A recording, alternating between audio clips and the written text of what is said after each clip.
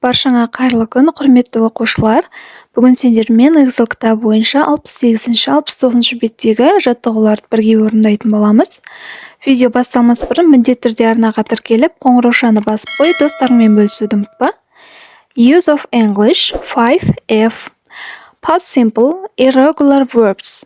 Өткен шақ және бұрыс етістіктер тақырыбындағы берілген жаттығулар. Бірінші жаттығуымыз Exercise 1. Read the table, say the examples in your language. Таблицаны оқы және мысалдарды өз тіліңде айт. Affirmative, болымды түрі. I went to the cinema yesterday. Мен кеше киноға бардым. You went to the cinema yesterday. Сен кеше киноға бардың. He, she, it went to the cinema yesterday. Кеше ол киноға барды. We went to the cinema yesterday. Біз кеше киноға бардық. You went to the cinema yesterday. Сендер кеше киноға бардыңдар. They went to the cinema yesterday. Олар кеше киноға барды. Negative. Болымсыз түрінің жасалуы. I didn't go to the cinema yesterday. Мен кеше киноға барған жоқпын. You didn't go to the cinema yesterday. Сен кеше киноға барған жоқсың. He, she, it didn't go to the cinema yesterday. Ол кеше киноға барған жоқ. We didn't go to the cinema yesterday. Біз кеше киноға барған жоқпыз. You didn't go to the cinema yesterday. Сендер кеше киноға барған жоқсыңдар. They didn't go to the cinema yesterday. Олар кеше киноға барған жоқ. Келесі interrogative, сұраулы түрінің жасалуы. Did сөйлемнің алдына шығып кетеді.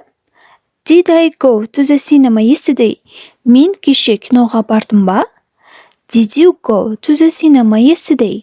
Сен кеше киноға бардың ба? Did he, she, it go to the cinema yesterday? Ол кеше киноға барды ма? Did we go to the cinema yesterday? Біз кеше киноға бардық па? Did you go to the cinema yesterday? Сендер кеше киноға бардыңдар ма? Did they go to the cinema yesterday? Олар кеше киноға барды ма? Келесі осы сұрақтарымызға қысқаша жауаптарымыз short answers. Егер иә деп жауап беретін болсақ, иә бардық десек, yes I did, иә мен бардым. Yes you did, иә сен бардың. Yes he, she, it did, иә олар барды. Егер бармаған болсақ, жоқ деп жауап береміз. No I didn't, жоқ мен бармадым. No you didn't, жоқ сен бармадың. No he, she, it didn't. Болымсыз түрінде біз did not'ты жалғау арқылы жауап береміз. Irregular verbs have irregular forms. Бұрыс етістіктердің бұрыс формалары болады. Бұл етістіктерге ed жалғауы жалғанбайды. Ерекше жасалатын етістіктер мысалы We ate pizza last night. Біз өткен түні пицца жедік. Негізгі етістік eat жеу, оның өткен шағы ate болады. She met her friends yesterday. Ол кеше достарымен кездесті. Негізгі етістік meet дегеніміз кездесу. Өткен шағы met болады. Met кездесті. Келесі тапсырмамыз Exercise 2, екінші жаттығу. Match the verbs from 1 to 17 to their past forms. Бұл жерде 1-ден 17-ге дейінгі негізгі етістіктер берілген. Осы етістіктердің өткен шақтағы формасын жазуымыз керек, яғни бұрыс етістіктерді тауып сәйкестендіру керек. Мұнда етістіктердің барлығы бұрыс етістіктер, ed жалғауынсыз жасалынатын ерекше түрдегі етістіктер. Негізінде сендерге бұл бұрыс етістіктердің бәрін жаттап алған дұрыс. Басқа етістіктермен шатастырып алмау үшін алдағы уақытта өздеріңе қажет болады. Біріншісі eat, жеу, жеді деп айтамыз. Ate болады. Келесі екіншісі make жасау, made жасалған. Үшіншісі wear киіну, wore киінді. Төртіншісі take алу, took алды. Бесіншісі do жасау, did жасады. Алтыншысы be болу, was were болды. Жетіншісі go бару, went барды. Сегізіншісі have бар, had болды. Тоғызыншысы meet кездесу, met кездесті. Оныншы come келу, came келді. 11-шісі become болу, became болды. 12-шісі write жазу, wrote жазды. 13-шісі buy сатып алу, bought сатып алды. 14-шісі sing ән айту, sang ән айтты. 15-шісі drink ішу, drank ішті. 16-шісі begin бастау, began бастады. 17-шісі fight күресу, fought күресті. Міне бұл оқушылар екінші тапсырмамыздың толықтыру жауаптары. Келесі тапсырма бізде exercise 3. Үшінші жаттығуымыз A тапсырмасы. Read the biography and put the verbs into the past simple, which are irregular. Төменде берілген биографияны оқы және етістіктерді өткен шақта қойып шық. Ішіндегі қайсы етістік бұрыс етістік екен соны тап. Tolkien was born in South Africa, but he went to school in Birmingham, England. Tolkien оңтүстік Африкада дүниеге келген, бірақ ол Англиядағы Бирмингhamдағы мектепке барады. Tolkien loved languages as a child. In his lifetime, Tolkien created 15 new fantasy languages. Tolkien тілдерді бала кезінен жақсы көрген. Tolkien көзі тірісінде жаңа 15 фантастикалық тілді жасайды. Tolkien fought in World War I. Tolkien дүниежүзілік бірінші дүниежүзілік соғысында күреседі. In 1916, he married Eddie's brother and they had 4 children. Ол 1916 жылы Эдис братқа үйленеді және олардың 4 балалары болады. In 1925, he became a professor at Oxford University. Ол 1925 жылы Оксфорд университетінде профессор болады. Tolkien began writing The Hobbit in 1936. Tolkien 1936 жылы Хоббитті бастап жазады. It made Tolkien very famous. Бұл кітап Tolkienді өте атақты етеді. Later, he wrote The Lord of the Rings. It took him about 10 years to write this book. Кейін ол Сақиналар әміршісі атты кітапты жазады. Бұл кітапты жазуға оның 10 жыл уақыты кетеді. Tolkien died on 2 September 1973. Tolkien 1973 жылы 2 қыркүйекте өмірден өтеді. Міне оқушылар, A тапсырмасының дұрыс жауаптары осы. Келесі тапсырма 3-ші жаттығуымыздың B тапсырмасы. Write questions and answer them as in the example. Сұрақтарды жаз және оларға мысалдағыдай етіп жауап бер деген. Мысалды оқиық алдымен. Where did Tolkien go to school? Tolkien қай жақтағы мектепке барды? He went to school in Birmingham, England. Ол Англиядағы Бирмингхам мектепке барады. Осы сияқты етіп сұрақтарды дұрыс қойып, жауап беруіміз керек. How many fantasy languages did Tolkien create? Tolkien қанша фантастикалық тіл жасайды? He created 15 fantasy languages. Ол 15 фантастикалық тіл жасайды. Үшіншісі, which war did he fight in? Ол қай соғыстың ішінде күресті?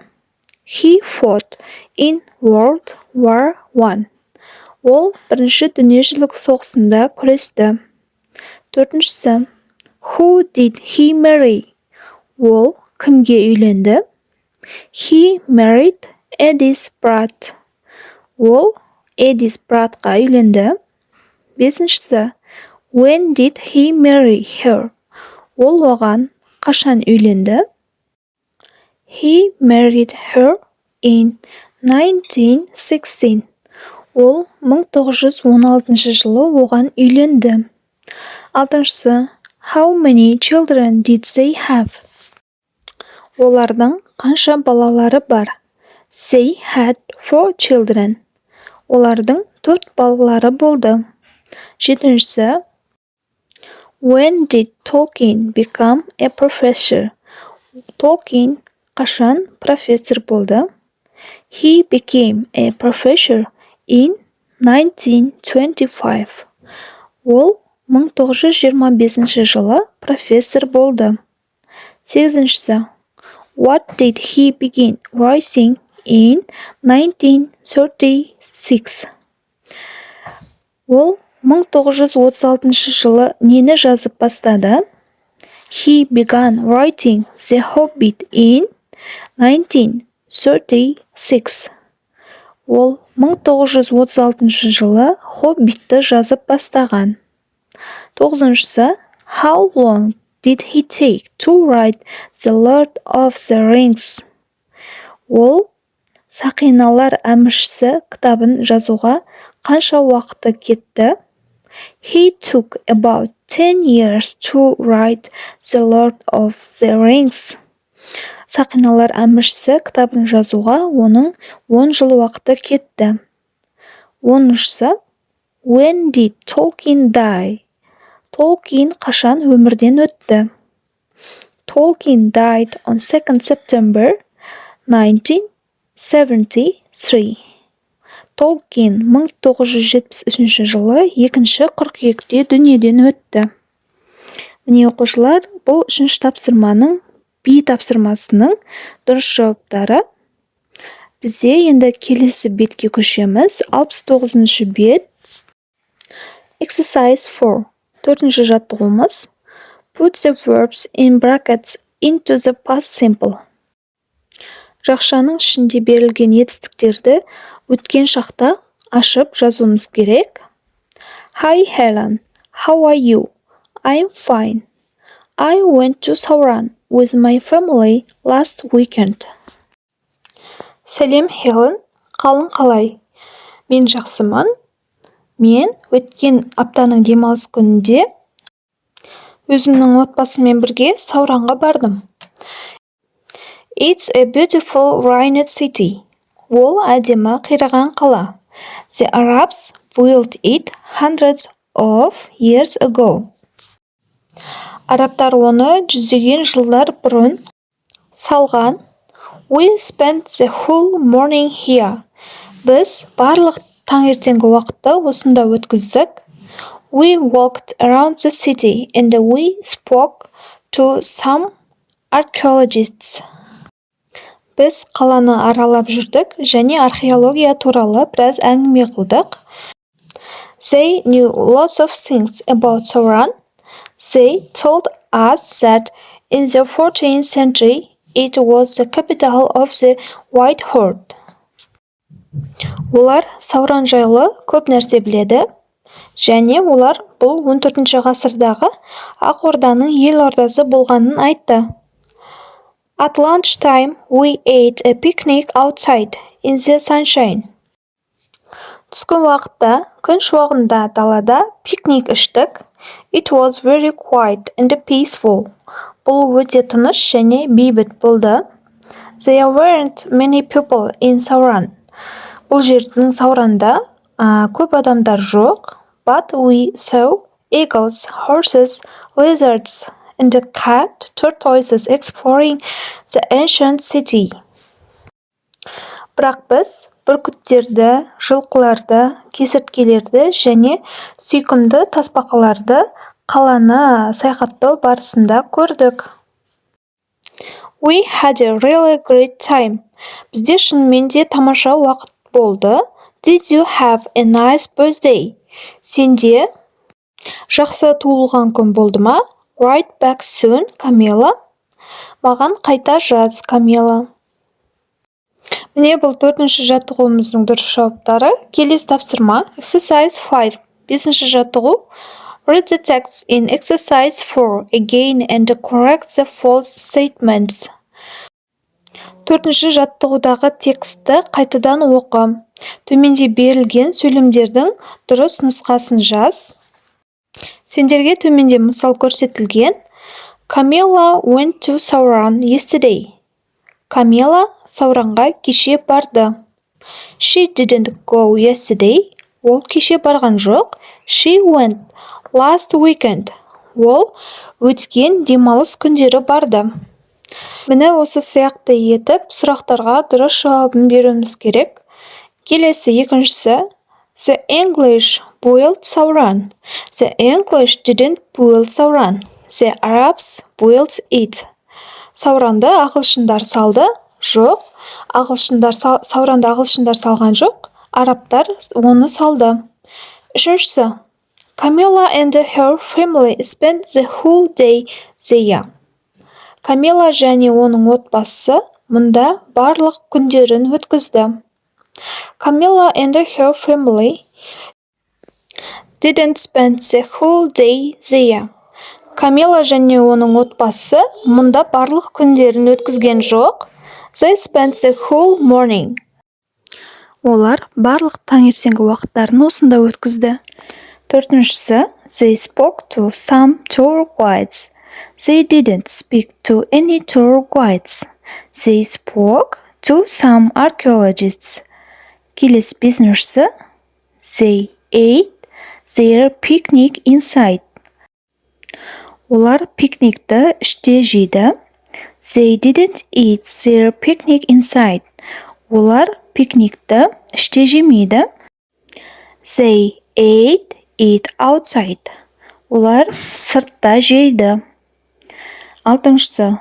They saw lots of people exploring the city. Олар қаланы саяхаттап жүрген көптеген адамдарды көрді. Жоқ, they didn't see many people exploring the city. Жоқ, олар қаланы саяхаттап жүрген көптеген адамдарды көрген жоқ. They saw eagles, horses, lizards, and a cat, tortoise exploring the city. Олар қаланы саяхаттап жүрген кезде бүркіттерді, жылқыларды, кесірткелерді және сүйкімді тасбақаларды көреді. Міне оқушылар 5-ші тапсырмамыздың жауаптары осы. Келесі тапсырма бізде exercise 6. 6-шы жаттығу. Ask and answer as in the example. Айт және мысалдағыдай етіп жауап бер деген. Алдымен мысалды оқиық. Did you go to the cinema on Saturday? Сен сенбі күні киноға бардың ба? Yes, I did. Я бардым. No, I didn't. Жоқ, бармадым. Екіншісі. Did your dad read a book last week? Сенің әкең өткен аптада кітап оқыды ма? Yes, he did. No, he didn't. Я оқыды. Жоқ, оқыған жоқ. Үшіншісі. Did you listen to music yesterday? Сен кеше музыка тыңдадың ба? Иә, мен тыңдадым. Yes, I did. Жоқ, тыңдамадым. No, I didn't. Төртіншісі. Did you buy a DVD last month? Сен өткен айда DVD сатып алдың ба? Yes, I did. Иә, сатып алдым. No, I didn't. Жоқ, сатып алмадым. Бесіншісі. Did your family visit a castle last year? Сенің отбасың өткен жылы сарайға барды ма? Yes, they did. Иә, олар барды. No, they didn't. Жоқ, олар барған жоқ.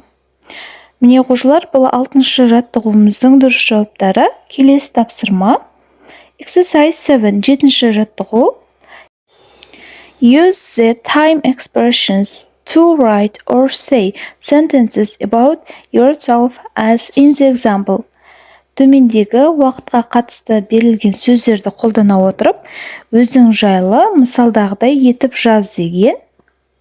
Төменде берілген сөздер yesterday, кеше, last night, өткен түні, last Sunday, өткен жексенбі, yesterday morning, кеше таңертең, 2 years ago, 2 жыл алдын. Сендерге берілген мысалды оқиық. I went to museum yesterday. Мен кеше музейге бардым. I went to the library last Sunday. Мен өткен жексенбіде кітапханаға бардым. I watched cartoon yesterday morning. Мен кеше таңертең мультфильм қарадым. I saw бәйтерек 2 years ago. Мен 2 жыл бұрын бәйтеректі көрдім. I watched fantastic movie last night. Мен өткен түні фантастикалық кино көрдім. Міне оқушылар, мен бірнеше мысал келтіріп кеттім. Бұл 7-ші жаттығуымыздың дұрыс жауаптары. Келесі тапсырма. Exercise 8, 8-ші жаттығуымыз. Use these verbs to find out what your partner did last weekend. Төмендегі берілген етістіктерді қолдана отырып, сенің қасыңдағы серігің өткен демалыс күні не істегені жайлы жазу керек.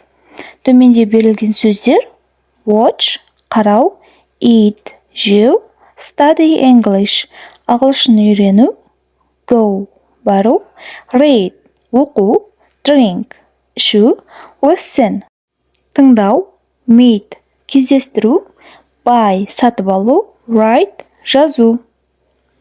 Did you eat breakfast? Сен таңғы ас іштің бе? No, I didn't. Жоқ, мен ішпедім. Did you study English? Сен ағылшын үйрендің бе? Yes, I did. Иә, үйрендім. Did you go to the library? Сен кітапханаға бардың ба? No, I didn't. Жоқ, бармадым. Did you drink some milk? Сен сүт іштің бе? Yes, I did. Иә, іштім. Did you read a magazine? Сен журнал оқыдың ба? Yes, I did. Иә, оқыдым. Did you listen to music last night? Сен өткен түні музыка тыңдадың ба? No, I didn't. Жоқ, мен тыңдамадым. Did you meet your friend? Сен досыңды кездестірдің бе? Yes, I did. Иә, кездестірдім. Did you buy a new bag? Сен жаңа сөмке сатып алдың ба? No, I didn't. Жоқ, сатып алмадым. Did you write your homework yesterday? Сен кеше үй жұмысыңды жаздың ба? Yes, I did. Иә, жаздым. Міне оқушылар, біз берілген етістіктерге мысалдар құрап шықтық. Бұл 8-ші тапсырманың толықтырушы жауаптары. Келесі тапсырма writing, жазылымға арналған тапсырма. Exercise 9, 9-ші жаттығу. Write a short email to your English pen friend about what you did last weekend. Ағылшын досыңа хат жазу керек. Өткен аптаның демалыс күнінде не істеген туралы. Төменде үлгі көрсетілген. Тек бос орындарына керекті сөздерді өз ойларынан қойып жазып шығуларын керек. Hi, Асел. How are you? Сәлем, Асел. Қалың қалай? I went to the Central Park with my classmates last weekend. Мен өткен демалыс күні өзімнің сыныптастарыммен орталық саябаққа бардым. We spent the whole day there. Біз бір күндік уақытымыздың барын осында өткіздік. In the morning, we drank a coffee and ate breakfast. Таңертең біз кофе іштік және таңғы ас жедік. In the afternoon, we saw cat rabbit in the park. Түстен кейін біз сүйкімді қоянды парктен көрдік. I liked it very much. Мен оны өте қатты ұнаттым. It was fun. Ол көңілді болды. Write back soon, Мадина. Маған қайта жаз, Мадина. Міне оқушылар, бұл менің жазылымға арналған 9-шы жаттығуға берген жауабым. Сонымен оқушылар, бүгін сендермен 68-69 беттегі барлық тапсырмаларды бірге орындап шықтық. Сабақ түсінікті болды деген ойдамын. Егер видео ұнаған болса, міндетті түрде арнаға тіркеліп, қоңыраушаны басып қой, достарыңмен бөлісуді ұмытпа. Келесі кездескенше назарларыңа рахмет.